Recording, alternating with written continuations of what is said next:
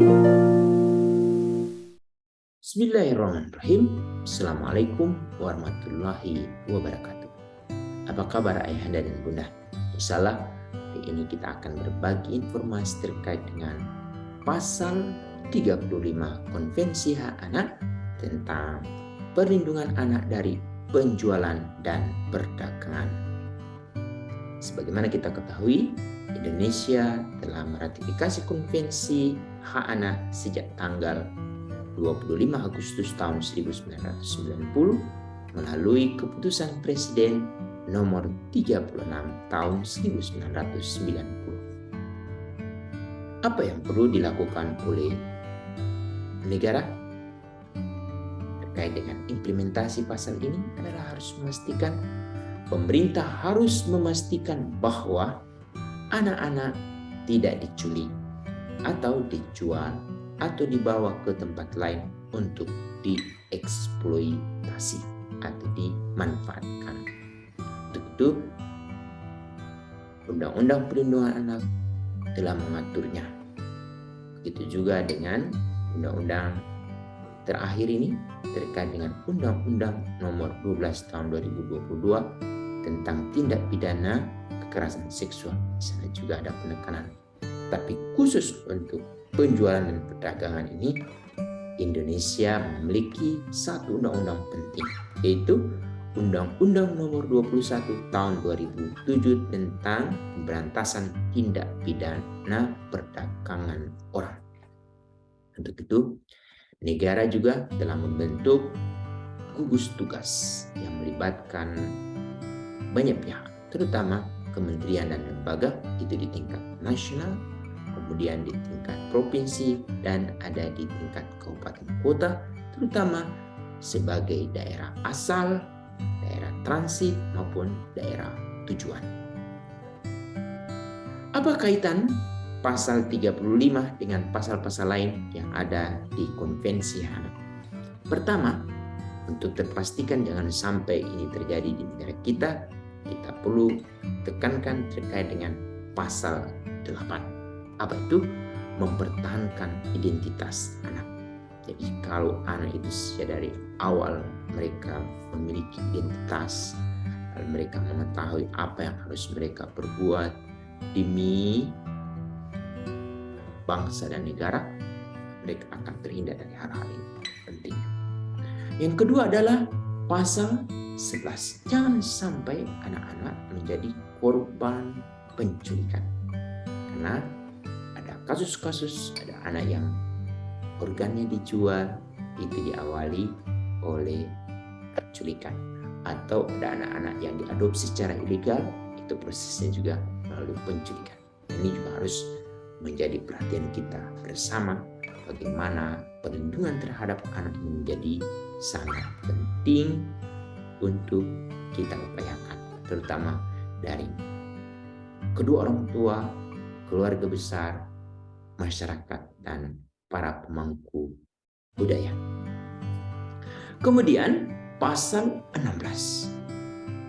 Ini terkait dengan ada beberapa anak yang menjadi korban, jangan sampai mereka privasinya terbongkar.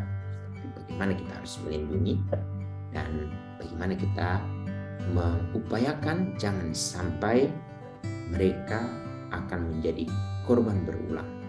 Mungkin tidak dijual, tapi mereka menjadi korban bullying atau korban kekerasan lain yang sehingga privasi mereka tidak ada lagi. Lalu pasal 20 ini terkait dengan anak tanpa keluarga. Kita harus pastikan ya, lembaga-lembaga yang menjadi penyelenggara panti asuhan ini juga harus kita pantau mereka dan kita awasi. Apalagi negara ini sejak tahun 2011 telah merubah panti sosial asuhan anak menjadi lembaga kesejahteraan sosial anak dengan penekanan program non panti. Jadi anak-anak itu tidak tinggal di panti asuhan, tetapi mereka tinggal di keluarga besar. Tapi kalau mereka tidak menemukan lagi keluarga besar, peluang untuk tinggal di panti tetap ada, tetapi perlu ditinjau kembali, perlu direview. Ini juga harus pastikan. Kemudian terkait dengan adopsi. Ini proses adopsi memang Kementerian Sosial melalui tim PIPA itu memang penuh kehati-hatian untuk memproses. Tapi ada yang melalui adopsi tidak melalui proses ini yang kemudian akan merugikan anak tersebut, dan ini juga harus kita pastikan jangan sampai itu terjadi. Ini menjadi poin penting. Lalu pasal 32 pekerja anak. Ada juga anak-anak yang dieksploitasi, anak yang dijual lalu diperdagangkan, kemudian mereka dipekerjakan di tempat-tempat yang berbahaya, terutama di bentuk-bentuk pekerjaan terpuruk, baik itu di perkebunan, pertambangan, ataupun di tempat-tempat lain. Lalu pasal 33 ini narkoba. Ada juga anak-anak yang berhasil dieksploitasi atau dimanfaatkan untuk menjadi pengedar.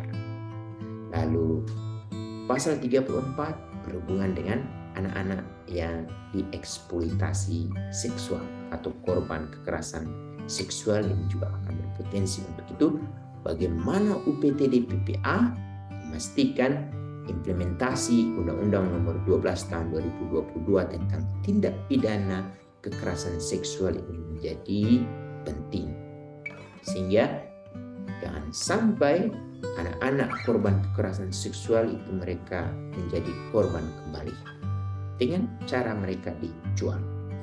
Lalu pasal 36 bentuk-bentuk pekerja, bentuk-bentuk eksploitasi lain juga harus kita hindarkan. Tapi itu semua harus kita pastikan anak-anak ini yang paling utama adalah pencegahan. Tetapi kalau terjadi ada kasus anak-anak yang dijual atau diperdagangkan, mereka perlu mendapatkan penanganan medis secara komprehensif.